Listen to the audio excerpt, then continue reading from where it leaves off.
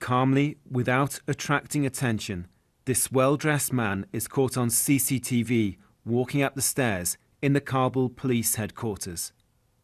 He's carrying what look like official documents and even asks the guards the way to the police chief's office. But when he arrives, it turns out he's an assassin sent by the Taliban. Well, this is that room where the suicide bomber blew himself up, and as you can see, it's very badly damaged, although they are repairing it just now. Now, by chance, the police chief himself wasn't actually here. Instead, it was his chief of staff who was sat right here dealing with a large crowd of visitors. He was killed, and 6 of the visitors were injured. For the police chief, it was a narrow escape. He'd been delayed by a couple of minutes, otherwise he would have been in that room signing documents. The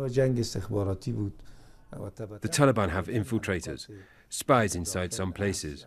One of them, who knows a lot of people here, brought the suicide bomber into the compound in a police vehicle, which went past the checkpoint and was barely searched. He was then dropped off by the staircase. The Kabul police headquarters in the city centre is heavily fortified. But because the suicide bomber was in a police vehicle, he was able to drive in through the main entrance and was not challenged as he drove up to the staircase which leads directly to the police chief's office. There is this checkpoint, though, which everyone has to go through before going up the stairs. But once again, the suicide bomber passed through without the explosives being found. The suicide bomber had put the explosives in his underwear. It was very soft, modern type of explosive. So if you touched it, you would have thought it was part of his underwear. Zahir Zahir was on guard duty that day, here next to the police chief's office. These heavy security doors have only just been installed. He was knocked unconscious by the explosion. A lot of people were coming in with documents and going to the commander's office. The suicide bomber asked us the way, so we sent him there. We didn't know he was a suicide bomber. He didn't look like one. He was wearing a suit. And there were several places downstairs where we believed he had been searched.